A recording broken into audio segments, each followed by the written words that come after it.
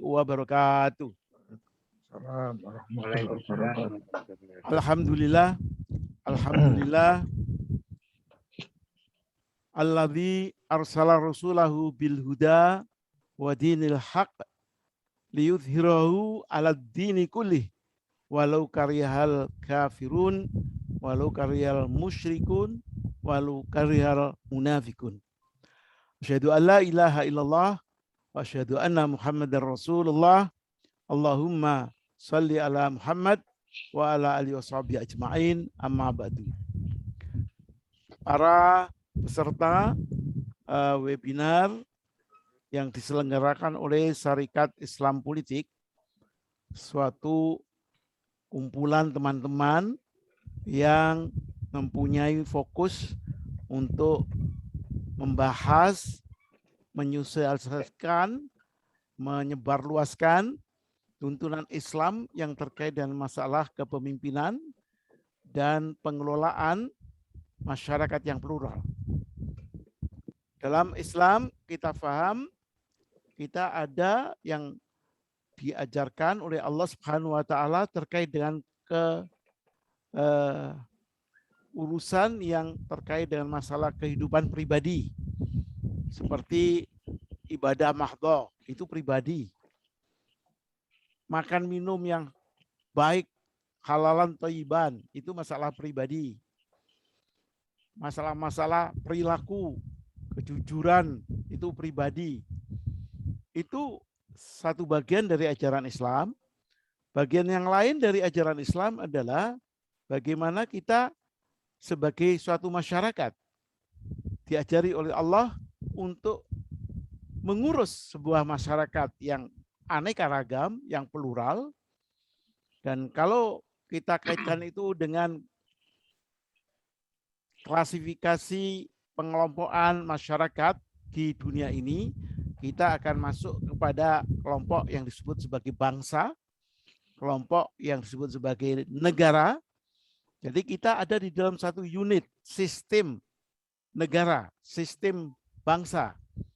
Nah, Islam juga akan memberikan kepada kita bagaimana sebuah negara, sebuah bangsa bisa diatur sehingga bangsa dan negara itu yang penduduknya plural mendapatkan suatu kondisi teradilkan, kesejahteraan yang baik, kemakmuran yang merata, budi pekerti yang mulia, maju, yang semuanya itu mungkin bisa disebut sebagai kondisi baldatun thayyibatun rabbun ghafur. Jadi ini sebetulnya esensi dari wawasan kebangsaan yang harus kita pahami. Jadi kita hidup memang ada di dalam suatu negeri, ada dalam suatu bangsa, dan Islam memang mengajarkan bagaimana seorang muslim yang berislamnya dengan benar, utuh dan kafah, juga bisa menerapkan tuntunan Islamnya di dalam konteks berbangsa dan bernegara. Jadi wawasan kebangsaan yang berbasis nilai-nilai yang diajarkan Al-Quran dalam bentuk ayat-ayat Al-Quran yang muhkam, nanti akan dibahas oleh Ustadz Kiai Haji Khalil Ridwan LC. Beliau adalah pimpinan Pondok Pesantren Al-Husnayain. Juga beliau sebagai Majelis Syuro Partai Dakwah Rakyat Indonesia, PDRI. Dan partai itu berasas Islam dan akan memperjuangkan juga nilai-nilai Islam dalam kehidupan berbangsa dan bernegara. Saya kira itu saudara sekalian, ini adalah bagian yang kedua dari paparan beliau. Paparan beliau yang terakhir adalah 2 Sabtu yang lalu. Dan terhenti karena jadwal waktunya tidak mencukupi, yaitu jam 9 malam. Maka dilanjutkan sekarang, beliau akan memberikan materi lanjutan dan dilanjutkan dengan apa yang dianggap oleh beliau cukup, baru kemudian kita masuk kepada tanya jawab. Mudah-mudahan waktu untuk tanya jawab cukup banyak sehingga kita bisa mendapatkan penjelasan yang lebih terinci. Saya kira itu pengantar saya, dan mari kita buka webinar yang diselenggarakan oleh Syarikat Islam Politik atau SIP bertemakan pembelajaran Islam secara kafah dengan subtema wawasan kebangsaan berbasis ayat-ayat Al-Quran. Kita baca dengan bacaan basmalah untuk membuka acara ini. Bismillahirrahmanirrahim. Tafadhol Pak Yai Khalil Ridwan untuk memulai paparannya. Silakan. Assalamualaikum warahmatullahi wabarakatuh. Waalaikumsalam warahmatullahi wabarakatuh. Alhamdulillahirabbil alamin wa bihi nasta'in ala umuri dunya waddin. Wassalatu wassalamu ala asrafil mursalin nabiyina Muhammadin wa ala alihi wa ashabihi ajmain, amma ba'd. 2 pekan yang lalu, saya tidak mengatakan 2 minggu yang lalu ya, karena minggu itu bukan milik umat Islam secara ideologis, itu milik gereja minggu. Jadi 2 pekan yang lalu lah. 2 pekan yang lalu, Sabtu 2 pekan yang lalu, saya sudah menyampaikan semacam pengantar wawasan kebangsaan berbasis ayat suci Al-Quran. Dan sekarang saya akan melanjutkan bahwa 2 pekan yang lalu sudah saya sampaikan bahwa adanya bangsa-bangsa di muka bumi ini itu tidak lain merupakan pemberian Allah, ciptaan Allah, bikinan Allah Subhanahu wa taala, sesuai dengan ayat Quran di dalam surat Al-Hujurat, inna khalaqnakum min dzakari wa unsa wa ja'alnakum syu'uban wa qabaila lita'arafu wa ja'alnakum syu'uban wa qabaila. Telah kami jadikan kalian berbangsa-bangsa dan bersuku-suku, berkabilah-kabilah. Jadi kalau ada bangsa Arab, ada bangsa Cina, ada bangsa Eskimo, ada bangsa Indian, ada bangsa Afrika, ya, itu memang Allah yang ciptakan, Allah yang bikin itu. Dan sebagai catatan bawah ini, garis bawah, saya menekankan bahwa kita wajib bersyukur kita dijadikan oleh Allah sebagai bangsa Indonesia. Ya. Bukan bangsa Eskimo. Wah, susah kalau hidup di Eskimo kan, di kutub utara itu kan.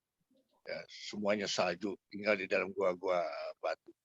Atau di mana padang pasir Gobi ya, Cina di sana kan, wah susah itu.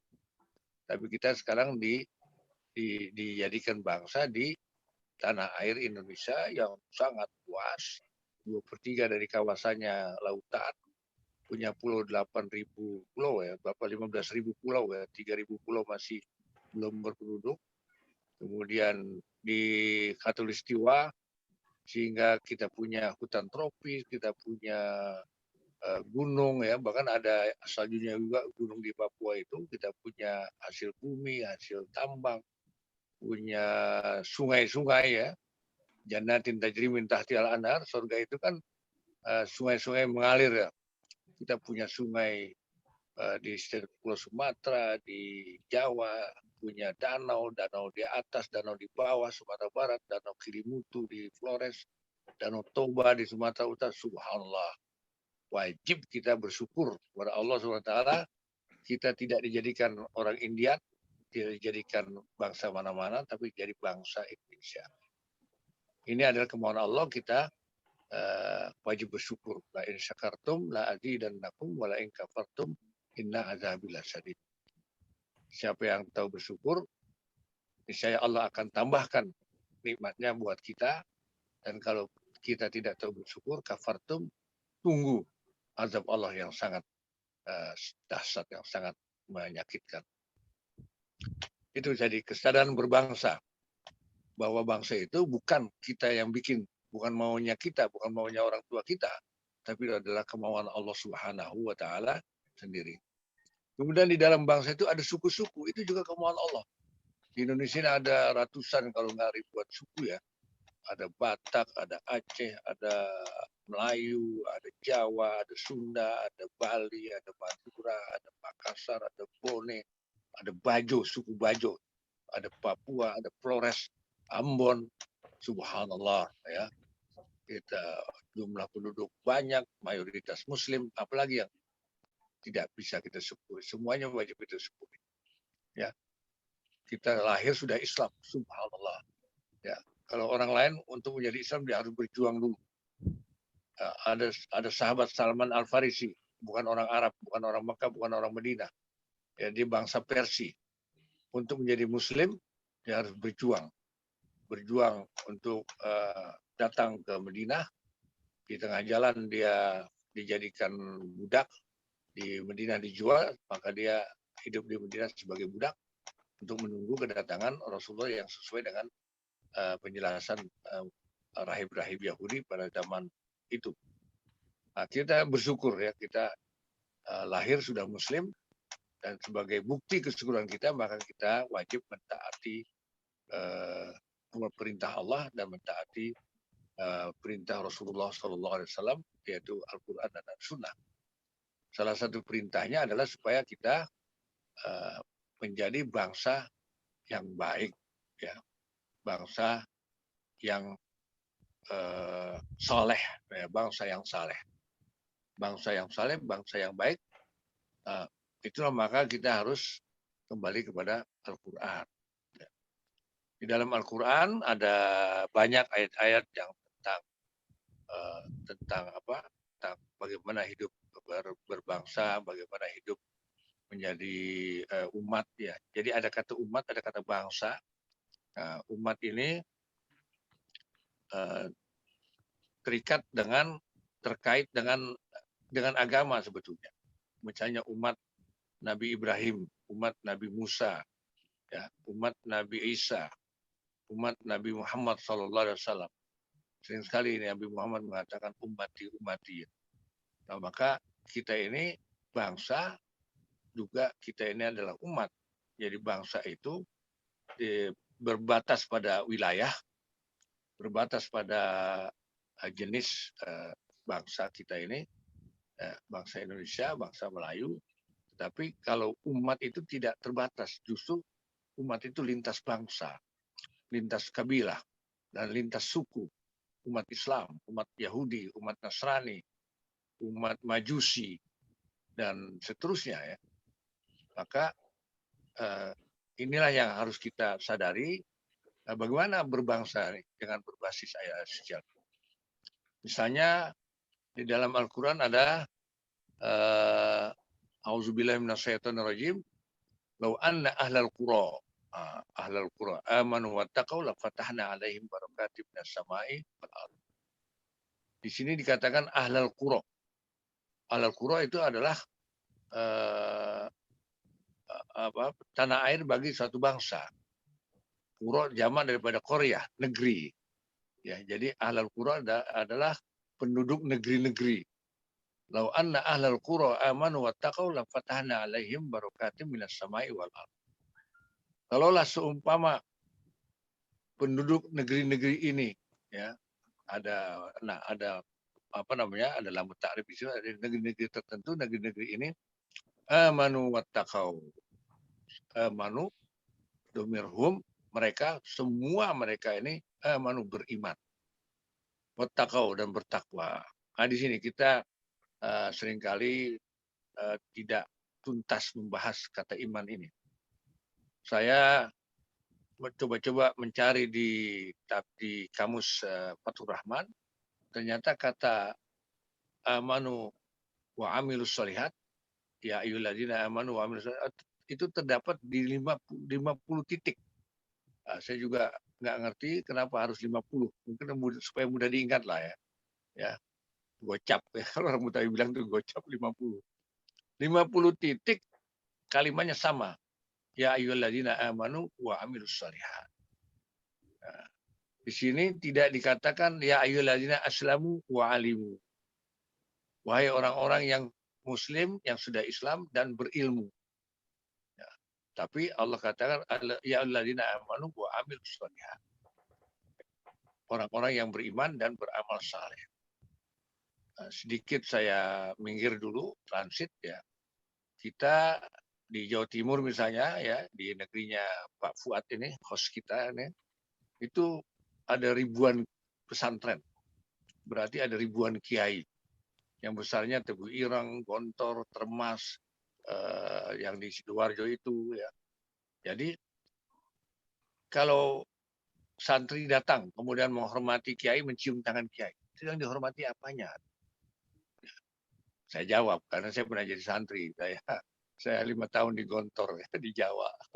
Tahu itu kalau anaknya di santri dibilang dibuang. Gua buang anak gue ke Jawa. Saya dibuang ke Ponorogo. Ya. Dulu tahun 48 itu daerah PKI Ponorogo.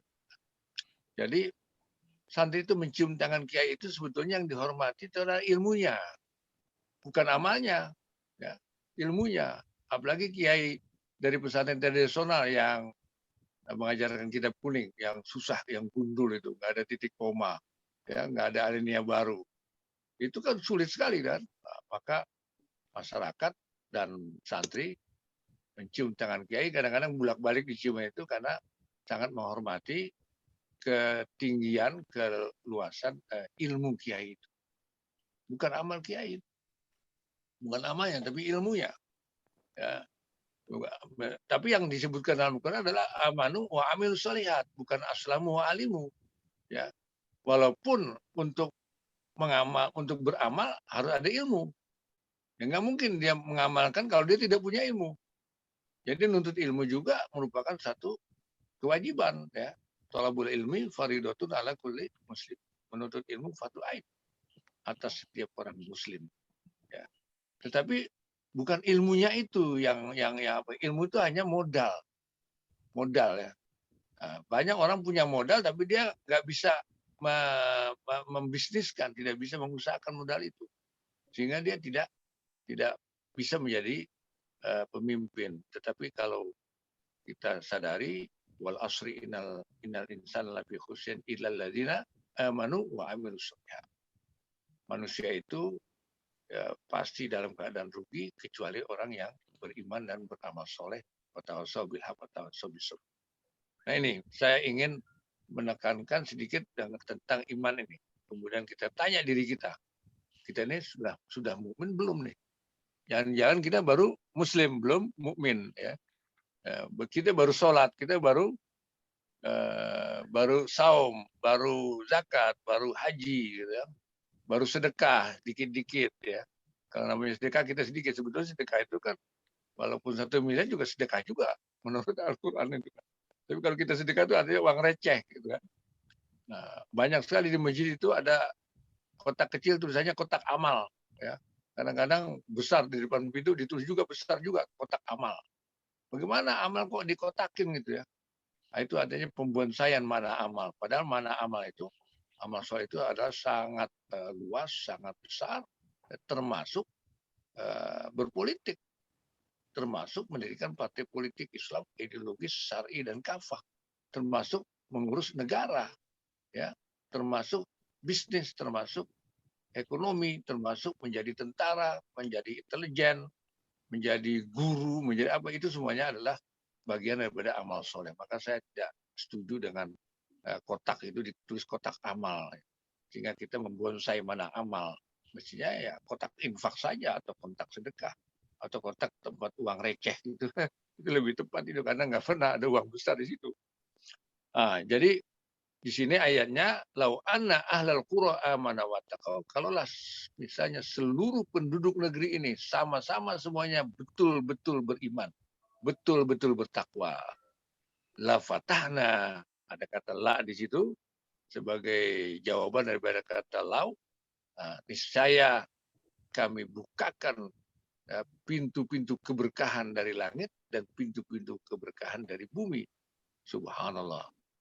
Ini adalah janji Allah ini. Allah berjanji nih.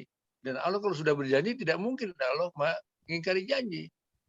Ya, kita yakin gak pada Quran? Quran mengatakan innallaha la yukhliful mi'ad. Allah sesungguhnya Allah tidak tidak pernah akan ingkar janji. Nah, Allah janji nih. Ya, kalau kamu penduduk negeri semuanya benar-benar beriman, semuanya benar-benar bertakwa, niscaya dibukakan pintu keberkahan dari langit dan dari bumi. Nah sekarang wattaqau bertakwa. Apa itu takwa? Sangat sederhana, simpel sekali, mudah sekali dihafal itu definisinya itu. Imtisalu awamirillah wajtinabu nawahi. At-taqwa huwa imtisalu awamirillah wajtinabu nawahi. Takwa itu adalah menjalankan semua awamir, semua perintah Allah. Ya, semua perintah Allah termasuk yang berat, yang ringan, yang sedang, ya, yang banyak, yang sedikit. Ya, kita kerjakan semua.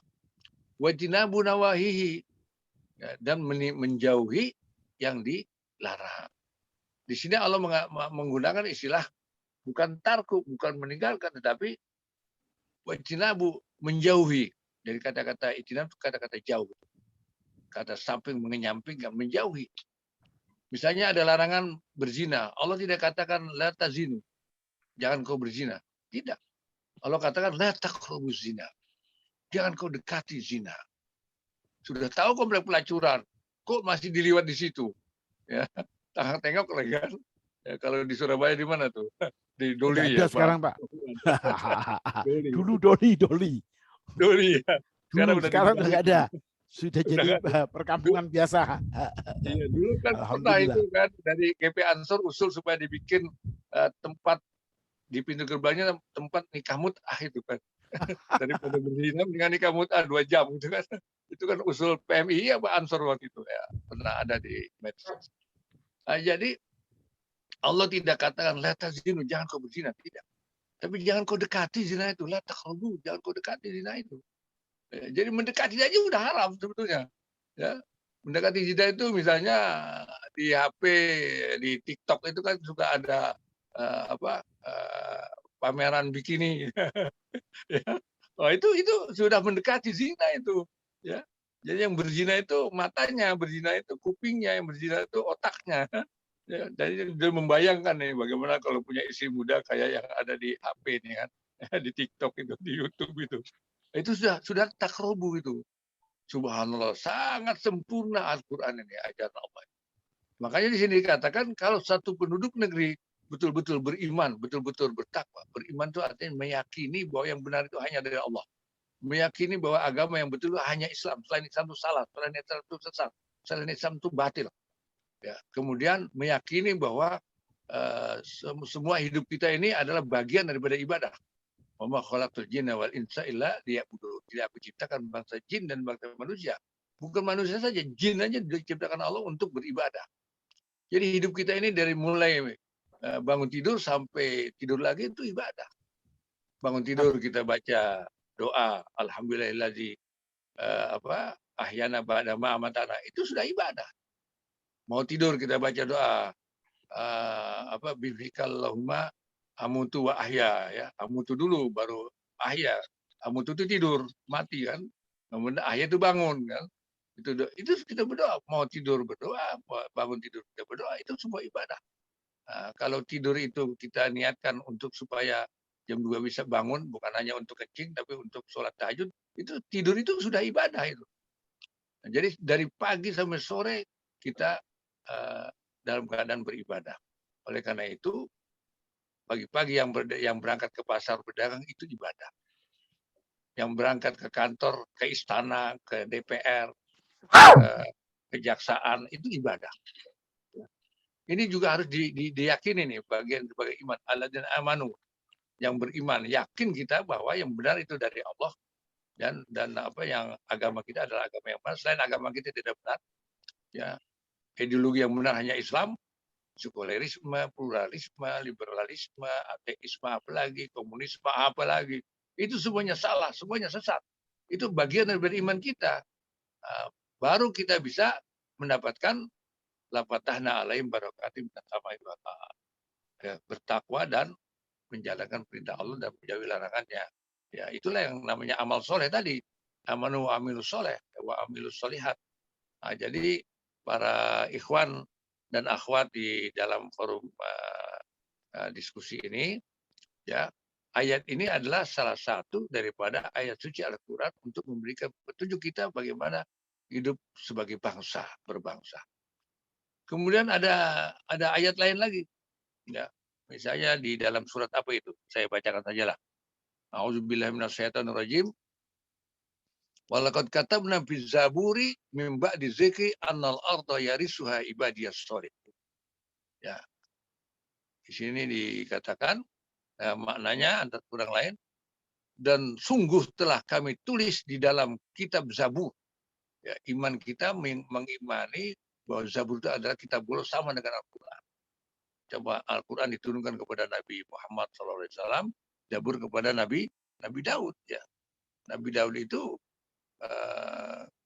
musuhnya itu Raja Jalut itu, ya Tolut atau Jalut ya, dan dia dibunuh itu raja itu, walaupun raja itu tinggi raksasa, artinya membunuh raja dalam artian merebut kekuasaan politik itu adalah bagian daripada tugas para nabi.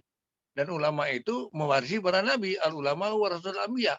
Maka kalau ulama hanya mimpin doa, mimpin sholat, mimpin jemaah haji, mimpin zikir, bahkan mimpin demo, ya, Allahu Akbar, takbir, orang disuruh takbir, dia sendiri nggak takbir, takbir, Allahu Akbar, itu belum menjalankan tugas para nabi itu.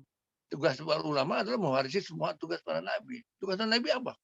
Tugas nabi itu adalah al-amru bil ma'ruf wa nahyu 'anil munkar, berdakwah, mengajak semua manusia ini ke jalan Allah, ke dalam agama Allah.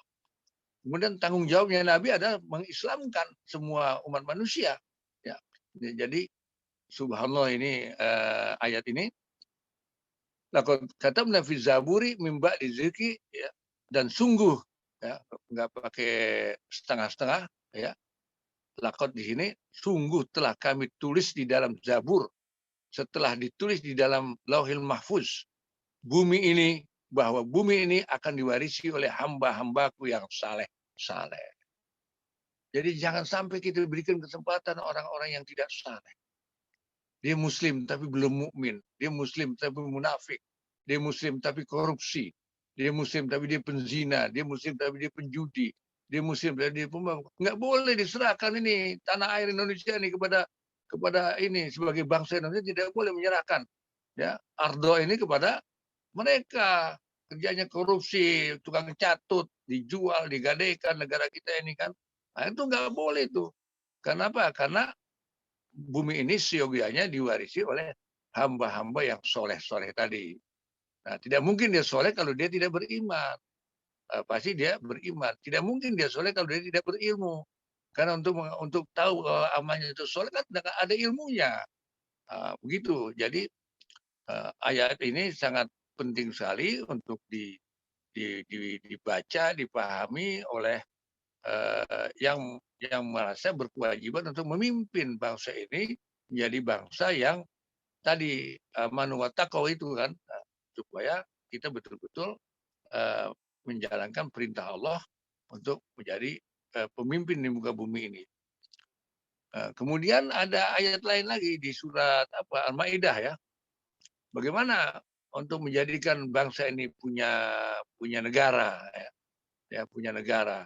Sini ayatnya Al-Maidah ayat berapa? 25, 26, 45 ya kan? 45, 46 apa? Pokoknya Al-Maidah itu semua. Di ujung ayat Al-Maidah ini ada bunyi ayat yang sama. Wa man lam yahkum bima anzalallahu fa ulaika humul kafirun. Dan di ayat berikutnya, wa man lam yahkum bima anzalallahu fa ulaika humul fasiqun, humuz zalimun, ya. Kalau seorang pemimpin, presiden dari satu bangsa, raja daripada satu kerajaan, sultan daripada satu kesultanan, amir daripada satu imarah, ya, dia tidak menjalankan hukum seperti yang diturunkan oleh Allah, seperti yang ada di dalam Al-Quran, mereka itu muslim, tetapi sebenarnya bangsa itu menjadi kafirun, fasikun, zolimun, ya. Jadi kaitan negara ini adalah kaitan hukum.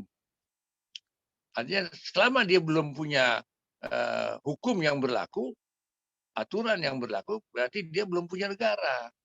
Dia masih menjadi satu bangsa yang terkebelakang, ya. belum punya negara dia, belum punya hukum.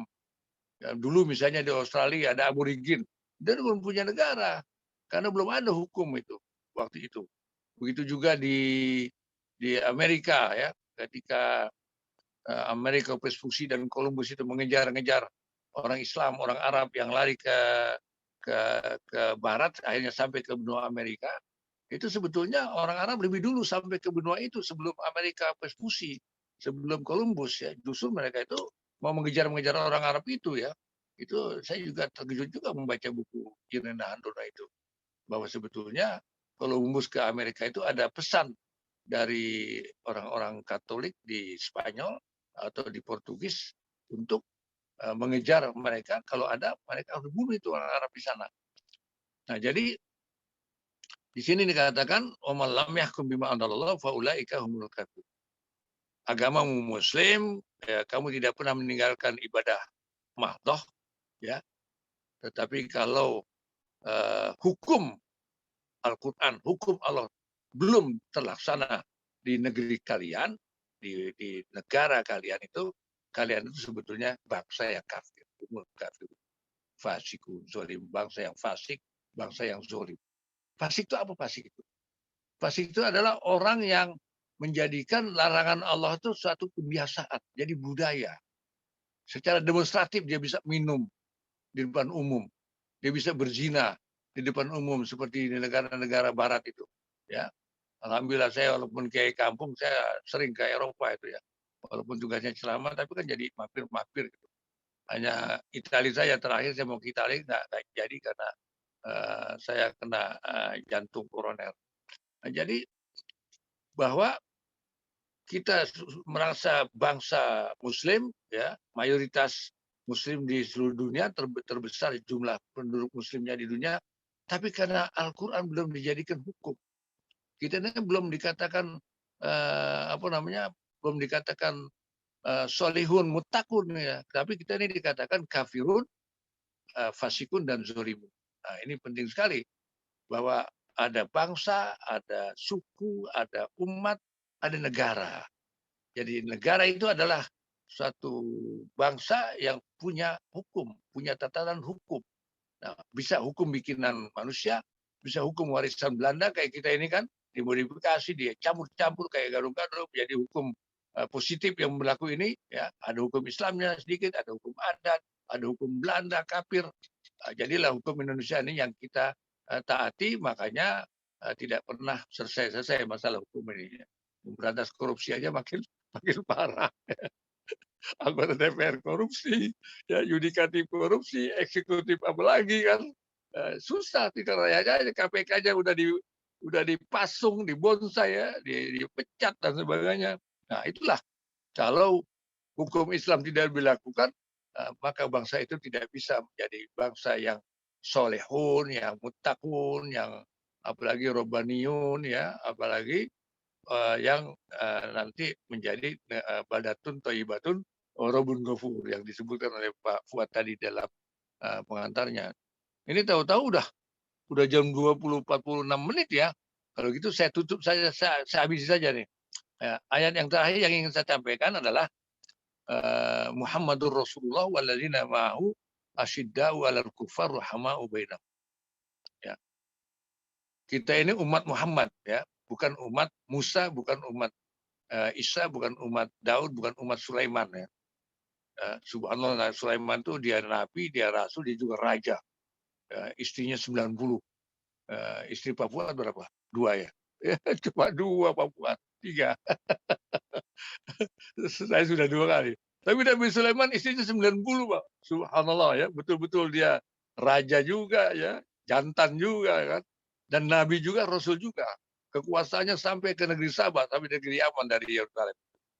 Tapi kita ini umat Muhammad. Umat Muhammad ini mencakup semua umat para nabi sebelumnya. Ya, di atas itu semua. Nah, maka di sini dikatakan bahwa Muhammad Rasulullah walladzina ma'ahu, Nabi Muhammad Rasulullah dan orang-orang yang bersama Muhammad. Bersama dalam iman, bersama dalam Islam, bersama dalam perjuangan, bersama dalam menegakkan Islam dan kebenaran, bersama dalam amar ma'ruf nahi munkar, ya. Muhammad Rasulullah walladzina ma'ahu asyidda, bersikap tegas, ya, keras alal kufar, terhadap orang-orang kafir yang politiknya kafir, budayanya kafir, ya, seninya kafir semua. Asyidal ruhama bainahum, tapi sebaliknya dia santun, lemah lembut, kasih sayang sesama muslim dan mukmin ini. Nah, inilah yang saya bisa anggap sebagai lanjutan daripada penyampaian saya pada 2 pekan yang lalu, 2 pekan yang lalu. Mudah-mudahan ikhwan dan akhwat yang ikut diskusi ini bisa menambah atau mengoreksi apa-apa yang tidak pas, dan saya akan menjadi pendengar yang baik insya Allah, ya, karena kita ini tidak hanya pandai bicara, kita juga harus pandai mendengar juga, ya, pandai mendengar, dan insya Allah saya akan ikuti, dan kalau ada pertanyaan saya berusaha untuk menjawab. Kalau saya nggak bisa jawab, nggak ada masalah, ya, saya tidak akan merasa rendah diri tidak bisa menjawab. Sampai di sini sementara. Assalamualaikum warahmatullahi wabarakatuh. Waalaikumsalam warahmatullahi wabarakatuh. Waalaikumsalam warahmatullahi wabarakatuh. Wah, sampai saya enggak membuka ini audio saya. Bapak-bapak dan ada ibu juga di sini yang saya hormati. Alhamdulillah kita sudah mendengarkan apa yang telah disampaikan oleh Pak Yai Khalil Ridwan, melanjutkan apa yang beliau sampaikan 2 pekan yang lalu. Nah, bukan 2 minggu, 2 pekan yang lalu. Sabtu 2 pekan yang lalu. Dan tema yang beliau sampaikan adalah wawasan kebangsaan berbasis ayat-ayat Al-Quran. Nah, problemnya mungkin untuk sebagai katakanlah ancang-ancang diskusi, ya, ancang-ancang diskusi itu adalah masalah memahami apa yang dimaksudkan dengan wawasan dan apa yang dimaksudkan dengan kebangsaan. Kalau tentang masalah ayat-ayat Al-Quran, rasanya semua tidak ada yang tidak paham. Nah, saudara, ringkasnya yang disebut sebagai wawasan itu adalah cara berpikir kita, cara berpikir manusia, itu wawasan. Ya, jadi bagaimana cara berpikir seorang manusia atau kelompok manusia terhadap sesuatu, dan sesuatu yang dimaksudkan di sini adalah kebangsaan.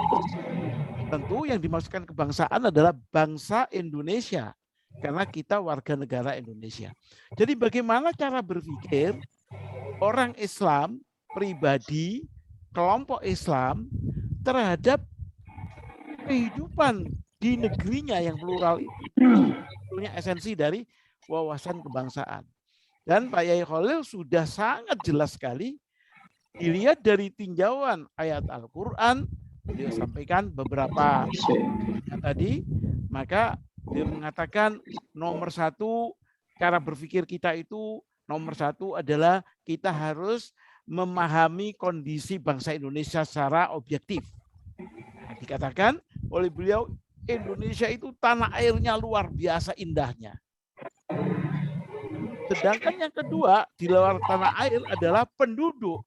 Penduduk Indonesia itu beraneka ragam, tapi mayoritasnya Muslim. Ada yang non-Muslim, tapi umumnya Muslim. Bahkan umat Islam terbesar itu ada di Indonesia.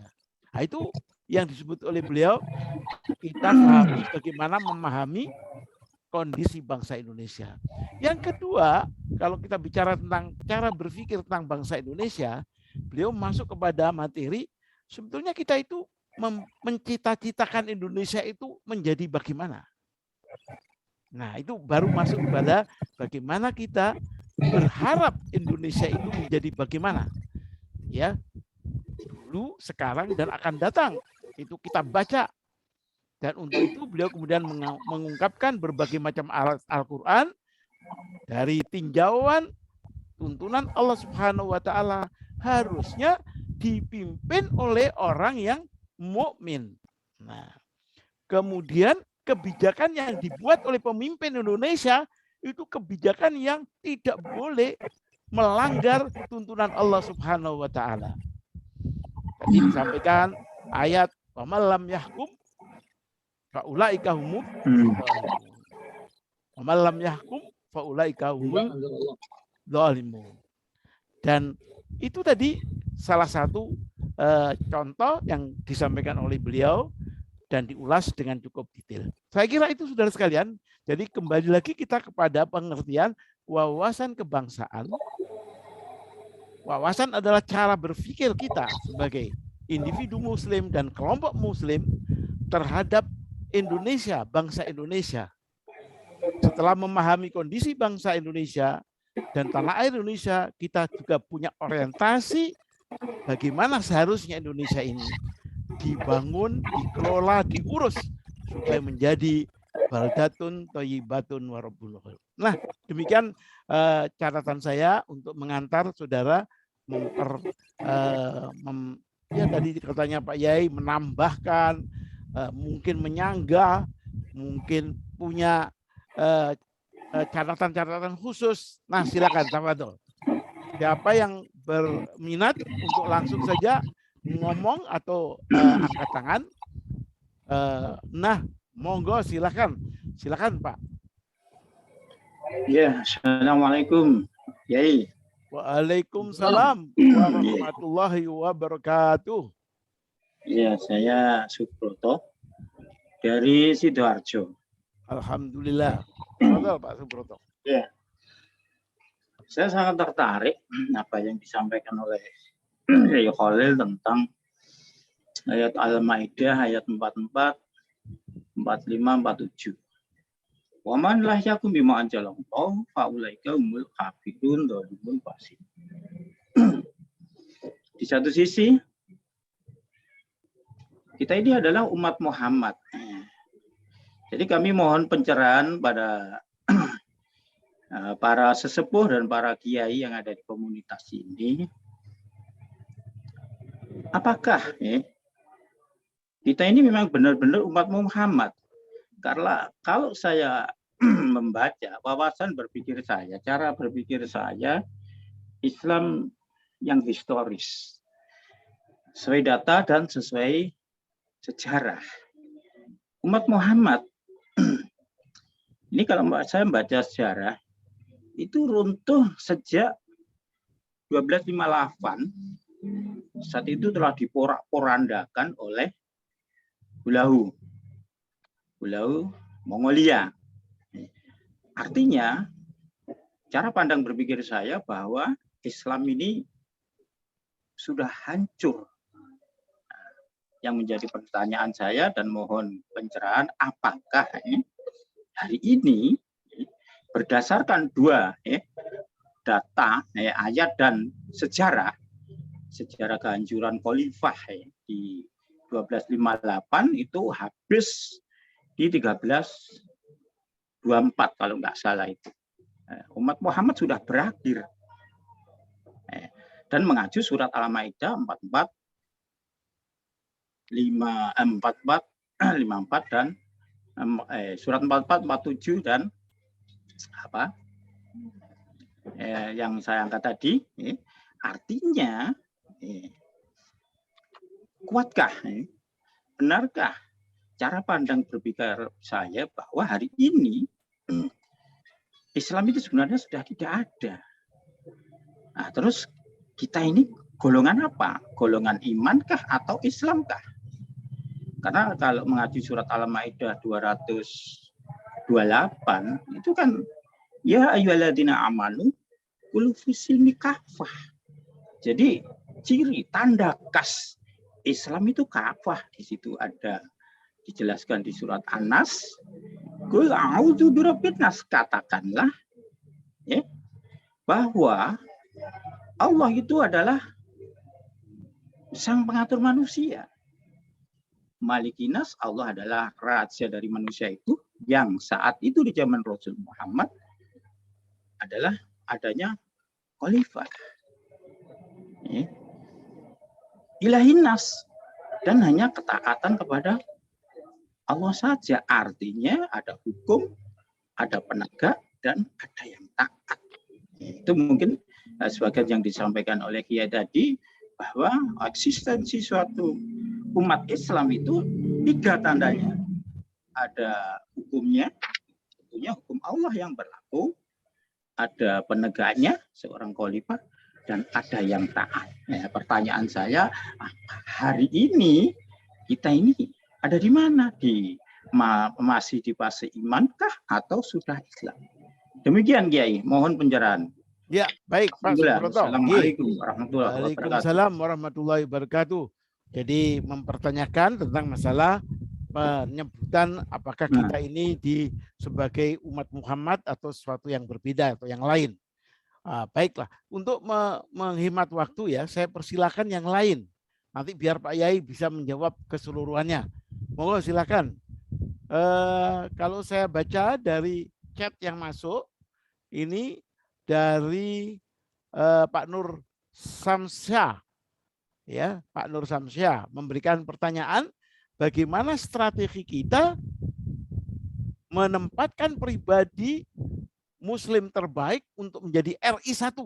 Nah, bagaimana peta jalan pemenangannya? Ya, bagaimana? Mohon penjelasan Pak Kiai. Bagaimana membuat orang Muslim yang berkualitas hebat menjadi RI 1? Muslim terbaik malah disebut menjadi RI 1. Kalau tadi Pak Yai ngomong tentang kualitas mukmin, bukan Muslim saja. Yang menjadi pemimpin itu harusnya berkualitas mukmin, tidak Muslim, karena perintah-perintah Al-Quran yang menjadi pemimpin itu adalah mukmin, bukan Muslim. Nah, ini bagaimana peta jalan pemenangannya? Mohon penjelasan Pak Yai. Ini nomor 2 saya anggap dari Pak Nur Samsyah. Nomor 3 adalah agak nggak Pak yang lain? Nur Samsyah. Pertanyaan lagi yang lain? Monggo silakan, masih ada waktu. Nggak ada? Iya Pak Ustadz. Ya silakan. Ini Mas Ibadur Rahman. Mari Mas Assalamualaikum warahmatullahi wabarakatuh. Iya. Ya, alhamdulillah Pak Ustadz. Hari ini bisa kembali mengikuti live streaming Zoom ya. Meskipun dengan keterbatasan tempat saya di kafe nih. Tapi apa yang telah disampaikan tadi sangat cukup jelas. Bagaimana kita diingatkan kembali ya akan janji Allah kepada orang-orang beriman, walau kana ahlal qura, satu bangsa, la amanah wa taquhu, yang beriman dan bertakwa. Walau ana alal qura amanah wa taquhu, la fatahna alaihim barokah. Jadi janji Allah kepada orang yang beriman dan bertakwa itu akan diberikan satu negeri ya, bangsa yang penuh dengan keberkahan. La fatahna alaihim barokah minas sama'i wal ardh, dari langit dan bumi. Nah, sementara kalau kita melihat hari ini bangsa Indonesia ini sudah terkenal mayoritas Islam.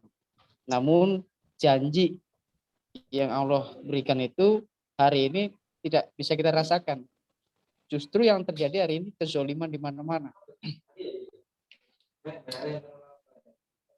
Ya, baik dari sekali pertanyaannya ya. Iya, pancuran di mana-mana. Ya. Nah, ini tadi ada satu titik kunci dari yang disampaikan oleh narasumber, bahwa kriteria satu bangsa dikatakan iman dan takwa itu ketika melaksanakan hukum-hukum Quran.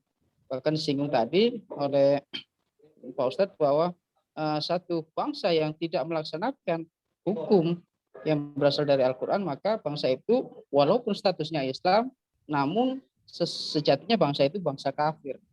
Maka sikap seorang mukmin terhadap bangsa yang tidak menggunakan hukum itu asyidda walal kufar, keras kan. Nah, ini mohon untuk penjelasan kembali, apakah hari ini orang yang beragama Islam, beribadah makhluk itu, namun secara hukum kebangsaan kita masih pakai hukum Belanda, apakah itu dapat dikategorikan bangsa yang kafir, sehingga berkah rahmat Allah itu tidak turun kepada kita. Terus bagaimana solusi supaya kita ini menjadi bangsa yang diberkati? Bagaimana solusi supaya seluruh bangsa ini menjadi orang-orang yang bertakwa? Itu Pak Ustadz. Mas Ibadur Rahman, alhamdulillah. Pak Yai, saya kira 3 pertanyaan ini sementara cukup, nggih. Nanti untuk kalau masih ada waktu kita teruskan. Pertama dari Pak Subroto Sidoarjo. Dia menyampaikan apakah kita bisa masih punya hak untuk disebut sebagai umat Muhammad dengan beberapa catatan sejarahnya. Yang kedua, Mas Nur Samsa. Mas Nur Samsa ini dari mana, Mas Nur Samsa? Dia melalui chat catatan chatnya mengatakan bagaimana peta jalan untuk menjadikan mukmin atau muslim kualitas tinggi menjadi RI 1. Nah, Pak Ibadur Rahman juga menyampaikan bahwa janji Allah itu kok belum terpenuhi untuk Indonesia. Dan kalau kita ini katanya bangsa yang mayoritasnya muslim, tapi karena pengelolaan negeri tidak memakai hukum-hukum Allah, apakah kita masih punya hak disebut walaupun sudah sholat, walaupun sudah puasa secara Islam, bisa disebut enggak sebagai bangsa muslim? Bukankah kita menjadi bangsa yang sebaliknya gitu kira-kira ya? Oke, Pak Yai, silahkan diberikan tanggapannya. Fadhal, Pak. Ya, tapi sebelumnya kalau misalnya jam 9-nya lewat, ini sudah jam 9 ya, jam 9 apa-apa, boleh ya. kalau lewat dari jam 9 karena menjawab nggak ada masalah, Pak Yai. Ya. Kalau kemarin itu kan saya masih ceramah sudah jam 9 lah, dan apaan lah. Ini saya kira kan sudah tanya jawab, boleh silakan. Ya. Yang pertama, apakah kita masih bisa mengklaim sebagai umat Muhammad? Kita masih umat Muhammad, ya, karena kita masih belum keluar dari Islam, ya, belum murtad, ya. Munafik saja umat Muhammad. Ya. Orang munafik itu dia Muslim, tapi hatinya memusuhi Islam, hatinya anti syariah, dia umat Muhammad. Munafikin itu Muslim, nggak ada munafikin kafir itu kan. Jadi kita ini masih tetap umat Muhammad, tapi umat Muhammad yang asli, umat Muhammad yang tidak mampu untuk mendirikan negara atas dasar berlakunya hukum-hukum Al-Quran. Tapi kita tetap masih umat Muhammad. Misalnya ada hadis yang mengatakan, man qala la ilaha illallah fi akhir hayatihi dakhalal jannah. Siapa yang bisa menyebut kata la ilaha illallah saat dia mengembuskan napasnya terakhir, dia pasti akan masuk surga. Karena masalahnya, bisa nggak kita menyebutkan la ilaha illallah sebelum kita meninggal itu kan? Artinya dia itu entah bagaimana amalnya, tapi kan dia masih umat Muhammad. Ya. Banyaklah itu hadis-hadis di dalam kitab-kitab hadis yang menggambarkan bahwa seorang yang punya dosa yang sangat banyak, kemudian dia katakanlah ada hadis yang panjang itu menceritakan bahwa seorang pembunuh sudah membunuh 99 orang, 99 nyawa. Itu kan satu nyawa saja harus dibayar dengan nyawa kan? Bagaimana 99? Dia datang kepada seorang tokoh bilang, oh nggak bisa, kebanyakan kamu ini. Akhirnya tokoh itu dibunuh lagi menjadi 100. Akhirnya dia datang kepada orang soleh. Orang soleh bilang, oh kamu masih bisa, berapapun yang kamu bunuh, kamu masih bisa tobat. Pergilah kamu kepada satu kampung yang penduduknya soleh semua, ahli ibadah semua. Pergilah kampung itu, tapi di tengah jalan dia ditakdir karena Allah mati, meninggal. Maka turunlah malaikat rahmat mengatakan, ini klien saya karena dia sudah mau bertobat. Tapi malaikat azab turun juga. Enggak, ini klien saya karena dia belum bertobat. Harinya ribut ini, dua malaikat ini, nggak tahu bentukannya kayak apa malaikat ya. Mungkin pakai panco atau apa ya. Maka Allah mengutus malaikat Jibril untuk menjadi hakam. Maka dihukumkan oleh malaikat Jibril, kalian ukur nih. Ketika dia berangkat sampai titik ini, berapa langkah. Dan dari titik ini sampai tujuan berapa langkah. Ternyata setelah diukur, yang sudah ditempuh itu lebih 1 langkah. Maka malaikat Jibril mengatakan, ini klien kamu, wahai malaikat rahmat. Jadi tobatnya belum dia laksanakan, belum dia ucapkan, tapi karena niatnya dan tekadnya dia mau bertobat, takdir Allah lah yang menjadikan dia mati di situ, maka dia dijadikan orang yang diterima tobatnya dan masuk surga. Nah, artinya kan kalau masuk surga kan bukan orang kafir kan? Nah, karena innal munafiqin innal ladzina kafaru min ahli kitab wal musyrikin fi nari jahannam. Sungguhnya orang-orang ahlul kitab dan orang-orang kafir masuk neraka jahanam. Jadi yang masuk neraka jahanam itu bukan umat Muhammad, bukan umat Islam. Itu jawaban saya bahwa kita masih bisa mengklaim sebagai umat Muhammad, tapi kita umat yang berdosa sehingga kita itu pantas kalau dibilang kafir. Itulah ulaika humul kafirun, pantas kalau dibilang zalim, pantas kalau dibilang fasik, karena kita belum melaksanakan hukum Allah di atas muka bumi yang kita cintai ini. Pertanyaan yang kedua, yaitu bagaimana nih peta jalan kita nih untuk bisa mencapai Muslim mukmin terbaik menjadi RI1. Nah, ini kan sistem, Pak. Sistem mencapai RI1 itu harus melalui Pilpres. Untuk Pilpres harus melalui pemilu, pileg, dan juga ada parlemen threshold ya, yang berapa sekarang 3% atau berapa ya. Nah ini jadi kita harus mau nggak mau kita ikut sistem itu. Jadi kalau kita ingin punya kemauan RI1 itu harus orang muslim mukmin soleh muttaqin yang terbaik, maka kita harus punya kendaraan untuk sampai ke arah itu. Kendaraan itu yang namanya partai politik. Tapi kalau partai politiknya tidak ideologis, tidak islami, tidak kafah, ya, misalnya ketuanya jarang sholat jamaah, kan nggak ideologis itu, ya. Misalnya anak daripada ketua partai perempuan tidak berjilbab, pengurusnya masih merokok, ya, rapat ada azan nggak berhenti, rapat cuma diskos selama azan, selesai azan rapat lagi. Walaupun rapatnya itu dekat masjid, ya, azan kedengaran kan dekat masjid. Itu berarti partai itu belum partai Islam yang ideologis, syar'i dan kafah. Jadi kita dibutuhkan untuk menjadikan RI1 ini orang muslim mukmin kafah, kita harus punya partai Islam yang ideologis, syar'i dan kafah. Alhamdulillah saya setelah gagal punya partai PBB, partai Pak Fuad itu dulu yang dirikan saya itu, ya. Saya dulu sempat jadi wakil ketua umum untuk Pak Fuad, sempat menjadi anggota DPR saya itu kan. Jadi anggota DPR itu kasih Yusril itu. Nah, tapi setelah belakangan ini PBB-nya nyebrang ke sono, ya, nyebrang ke 01 itu, ya saya kirimin surat Pak Yusril itu kan. Ya, saya bilang kalau begini PBB coba ajaklah Dewan Dakwah Wali Amanah untuk memimpin. Ternyata surat itu tidak dijawab. Setelah surat tidak dijawab, maka saya tulis surat lagi. Semenjak hari ini, ya, tidak ada hubungan historis, tidak ada hubungan organisatoris dengan Dewan Dakwah dengan Wali-Wali Amanah. Artinya partai Islam yang ada sekarang ini, menurut tinjauan saya, kalau tidak ideologis ya tidaklah, masih ada ideologi, tapi sudah pragmatis.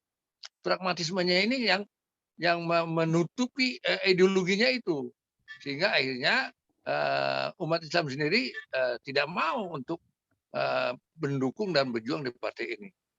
Nah, kemudian partai dakwah yang saya dirikan ini adalah betul-betul partai yang kita dirikan semata-mata sebagai ibadah, ya, sebagai fardu kifayah, yang memang masih kecil, masih tapi kita mau ibadah ini seperti Nabi Muhammad, ya, membuat Hizbullah itu kan dari kecil dulu kan, di Mekah kan minoritas, ya, tapi akhirnya menjadi Hizbullah, partai Allah yang memenangkan setiap perjuangan. Bahkan Mekah itu ditaklukkan bukan dengan zikir, bukan dengan doa, bukan dengan demo, ya, tapi dengan namanya Ghazwatul Fath Mekah, perang penaklukan Mekah. Jadi Mekah itu ditaklukkan dengan senjata, Pak, dengan tentara, dengan Hizbullah, ya, tentara Allah itu, tahun 8 Hijrah.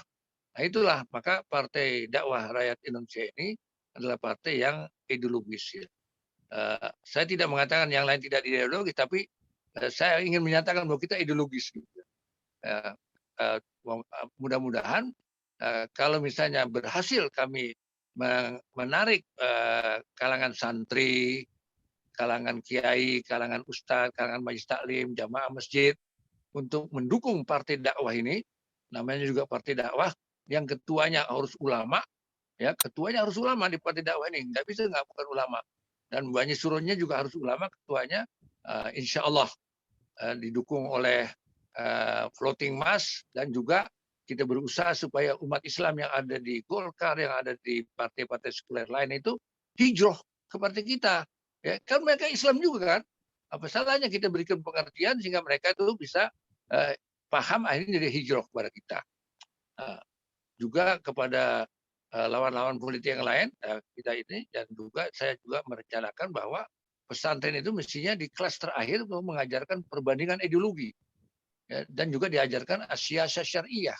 Itu ada kitab kuningnya itu Pak, Asyasah Syariah, kitab kuning yang namanya Asyasah Syariah, politik syariah yang dikarang oleh Ibnu Taimiyah. Itu mestinya diajarkan di kelas terakhir di setiap pesantren, sehingga menjadi alumni pesantren itu sudah siap untuk mendukung partai politik Islam ideologis. Tidak mungkin dia masuk partai sekuler, tidak mungkin dia masuk partai komunis, apalagi partai ateis ya seperti PKI itu. Nah, kalau ini sudah terjadi, sudah terkondisikan, akhirnya kita akan memenangkan secara sistem yang ada di Indonesia ini, yang sudah terjebak pada sistem demokrasi, seperti Masyumi dulu. Masyumi dulu kan tahun berapa tuh ya? Tahun 55 atau tahun berapa? Kan dia menang, walaupun nomor 2, tetapi dia bisa memimpin negara ini, ya. Dan banyak yang dilakukan oleh Masyumi itu, ternyata itu pernah terjadi. Nah itulah, saya pikir peta jalan kalau kita ingin menjadikan RI 1 ini adalah Muslim, mukmin, solihin, muttaqin, robbaniyin, kita harus punya partai politik, punya kendaraan. Kita mau naik haji, nggak punya kendaraan, mau naik getek ke Mekah, ya mau naik pohon pisang, nggak mungkin kan? Kita harus punya kendaraan, walaupun kendaraannya itu yang bikin Amerika, orang kafir, pilotnya kafir, pramugarinya kafir. Sampai di Jeddah kita turun, kita ke Arafah, kita ke Mina, ke Mekah, kita haji. Pulang kita nggak dibilang haji kita nggak mabrur karena pesawatnya pesawat kafir, pesawat Amerika ya, Boeing dan sebagainya. Tidak, haji kita tetap mabrur. Ini hanya kendaraan. Pada saat kita butuh kita naik, pada saat kita udah sampai kita tinggalkan kendaraan itu. Nah ini partai politik ini adalah sebagai kendaraan untuk mencapai tujuan ke sana. Mau nggak mau, karena memang sistemnya seperti itu. Kalau kita di luar sistem, ibarat kita ingin menjadi juara sepak bola, tapi kita tidak ikut main ke lapangan, kita cuma menonton, nggak bisa jadi pemenang dalam pertandingan itu. Itu jawaban yang kedua. Nah, jawaban yang ketiga, janji tidak bisa kita rasakan ya di mana-mana. Ya. Jadi memang ini yang ingin saya jelaskan.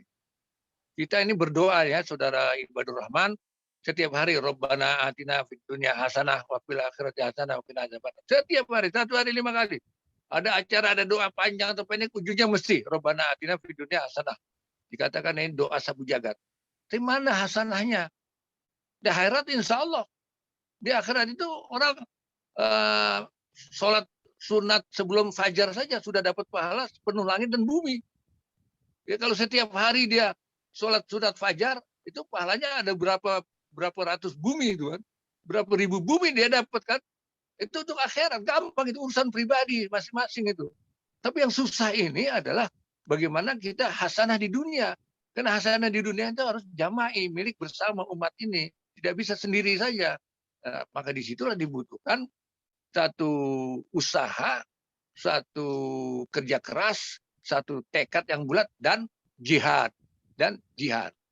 Nah, kita mampir dulu ke musuh-musuh kita. Orang Cina misalnya. Dia kafir, dia tidak pernah ibadah, tidak pernah saum, tidak pernah sholat, tidak naik haji. Dia pemabok, dia penjudi, dia penzina, ya, dia jual narkoba dan sebagainya. Tapi bisa menjadi 9 naga. Taipan. Kenapa? Karena dia berusaha keras. Dia dari pagi sampai sore nggak pernah tidur, usaha terus. Ya, yang haram-haram dilanggar dan sebagainya, sampai dia menjadi oligarki, menjadi Taipan. Ya, itu Taipan yang pertama itu punya pabrik rokok Jarum, yang kedua punya pabrik rokok gudang garam, ya. Nah sekarang yang bikin kaya Cina itu siapa? Yang beli rokok itu Jarum dan gudang garam itu siapa? Apa Cina juga? Enggak, Cinanya itu nggak ngerokok dia. Yang beli umat Islam. MUI turun bilang rokok haram, tapi tetap aja umat Islam merokok. Bahkan kiai-kiainya itu kalau lagi MUI lagi rakernas itu di hotel ber-AC ngerokok juga itu. Pakai sorban, pakai sarung, ya, pici putih tapi ngerokok. Makan berdiri, minum berdiri. Nah, jadi inilah umat Islam itu ingin hasanah di dunia, tapi baru berdoa. Belum berusaha keras. Usaha sudah tapi tidak keras. Kalau di sini kan usahanya keras. Dia datang naik perahu ke Indonesia itu. Tapi di sini dia dagang. Ya, kalau perlu makan bubur, nggak usah makan nasi kalau uang nggak ada yang masuk. Saya perhatikan tuh di daerah saya itu ada banyak bengkel sepeda motor ya. Itu ketika bulan Saum Ramadan itu, bengkel motor Cina itu sampai malam dia buka. Sudah malam takbiran masih buka. Tapi bengkel motor yang punya orang Islam ya seminggu, sepekan ya, bukan seminggu, sepekan sebelum hari raya dia udah pulang kampung. Akhirnya apa? Konsumen yang umat Islam ini lari ke bengkel Cina semua. Sampai malam takbiran dia masih buka.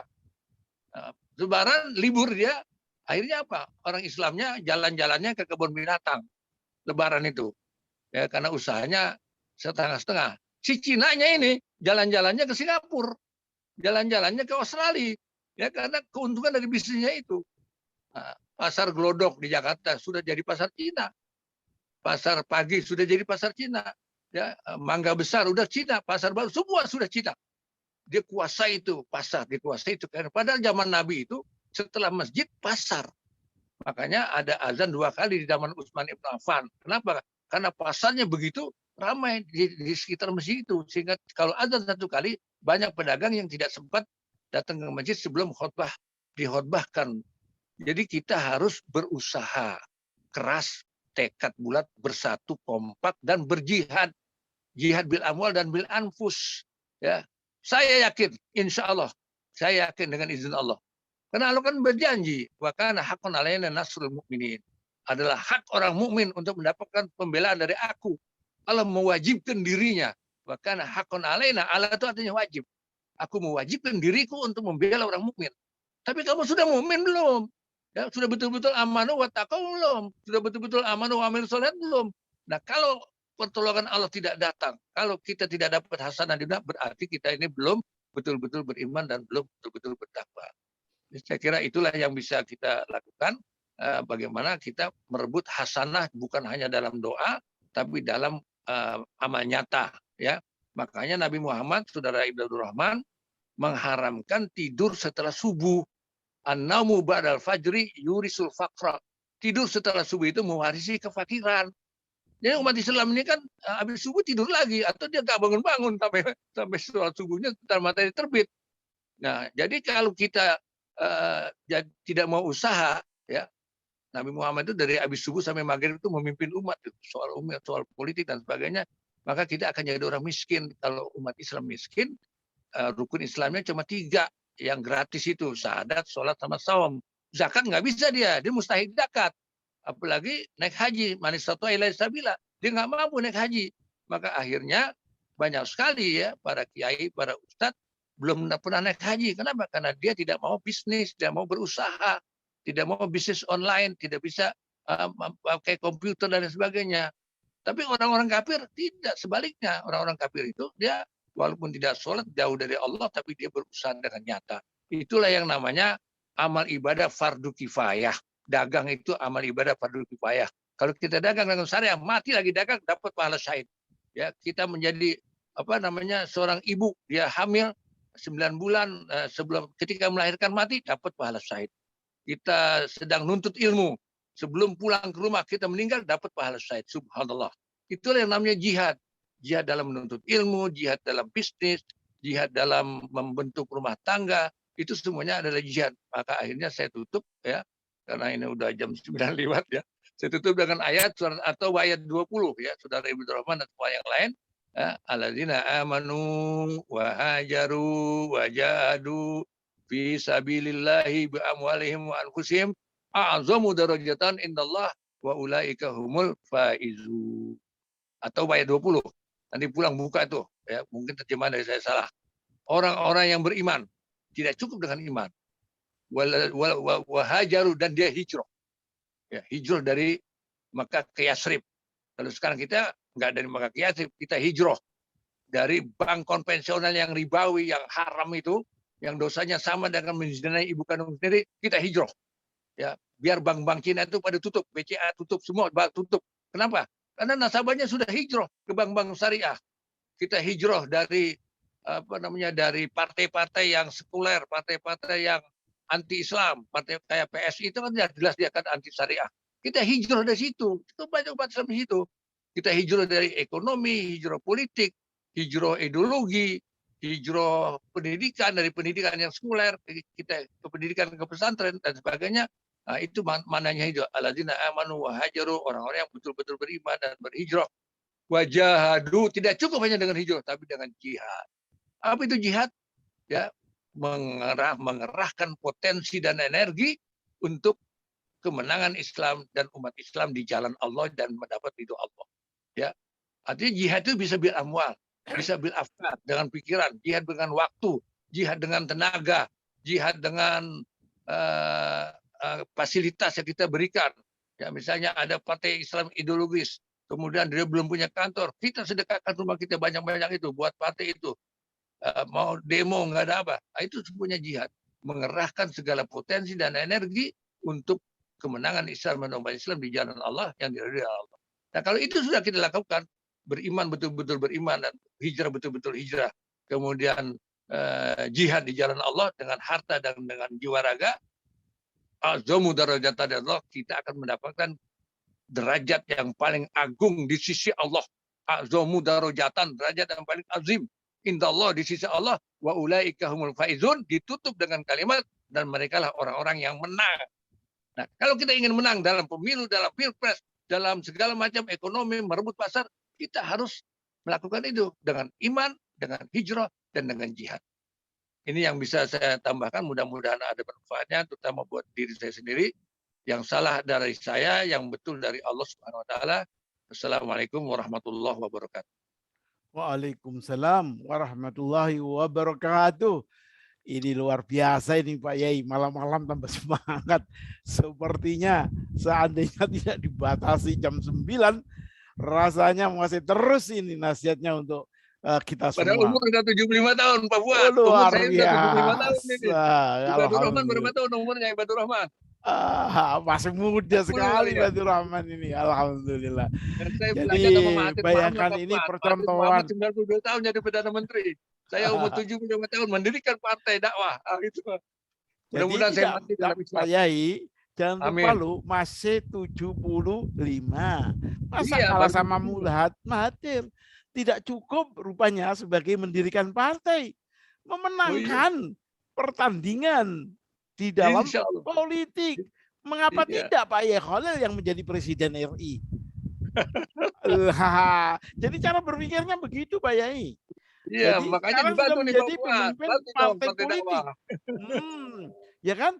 Nah tadi dikatakan bahwa bagaimana membuat partai dakwah ini mendapatkan anggota dan fasilitas dari umat Islam berbondong-bondong. Mereka berhijrah dari partai sekuler menuju partai Islam ideologis. Nah, saya kira itu sudah dijawab semua itu oleh Pak Yai Khalil Ridwan ini, baik secara konseptual, ayat Al-Qur'annya, sejarah Indonesianya, dan kemudian sejarah perjuangan beliau, dan cita-cita ke depannya, betul-betul ini wawasan kebangsaan. Betul-betul wawasan kebangsaan itu. Jadi cara berpikir orang Islam, pribadi dan kelompok, terkait dengan bangsa ini. Tadi sudah diceritakan mulai dengan menggambarkan kondisi Indonesia, keindahan tanah air, pluralitas penduduknya, dan kemudian diteruskan dengan misi, cita-cita membuat Indonesia menjadi hebat dengan cara Islam, dengan cara yang dituntun oleh Allah Subhanahu wa taala. Metodenya untuk menjadikan Indonesia hebat harus metode yang diajarkan oleh Allah Subhanahu wa taala, bukan metode sekuler, bukan metode komunistik, tetapi metode untuk membuat Indonesia jaya dengan tuntunan Allah Subhanahu wa taala. Saudara sekalian, rasanya sudah cukuplah, tinggal saudara nanti kalau ada kesempatan coba saudara klik lagi YouTube rekaman pada webinar malam hari ini. Nanti akan muncul itu, Pak Yai. Satu kalimat, Pak Buat. Satu kalimat saja. Monggo silakan, 2 kalimat boleh. Jadi kita jangan kecil hati. Itu Taliban di Afghanistan mulanya cuma 50 ekor santri, Pak. Sekarang dia mengatakan Amerika 50 orang lah, jangan ekor lah, Pak Yai. Oke. Ini contoh yang ditambahi oleh beliau. Tidak boleh pesimistik. Rasanya sudah sekalian sudah cukup ya. Saya sekali lagi katakan kalau masih kangen oleh suaranya Pak Yai Khalil Ridwan, kapan-kapan kita undang, tapi saya nggak tahu kapan ini kita bisa melihat rekaman dari program malam ini di YouTube channel Syarikat Islam Politik. Ya, kalau saudara melihat lusa misalnya di YouTube, tulis dalam channel Syarikat Islam Politik, sudah akan bisa mendapatkan rekaman pada malam hari ini. Saudara sekalian, rasanya Masya Allah nggak ada sesuatu yang tidak terbatas, dan sekarang kita memang sudah dibatasi waktu. Alhamdulillah Pak Yai sudah memberikan pada kita banyak sekali masukan-masukan terkait dengan cara berpikir orang Islam terhadap bangsa Indonesia. Itu namanya wawasan kebangsaan. Cara berpikir orang Islam sebagai pribadi maupun sebagai kelompok terkait dengan masalah bagaimana membuat bangsa Indonesia menjadi bangsa yang besar, dihormati oleh orang, maju, berkeadilan, makmur, sejahtera, merata. Itu adalah wawasan kebangsaan yang berbasis ayat-ayat Al-Quran. Mari kita tutup dengan doa kafaratul masjid dan ungkapan hamdalah pada penutupan acara malam hari ini. Subhanakallahumma wa bihamdika asyhadu an la ilaha illa anta astaghfiruka wa atubu ilaik. Alhamdulillahi rabbil alamin. Wassalamualaikum warahmatullahi wabarakatuh.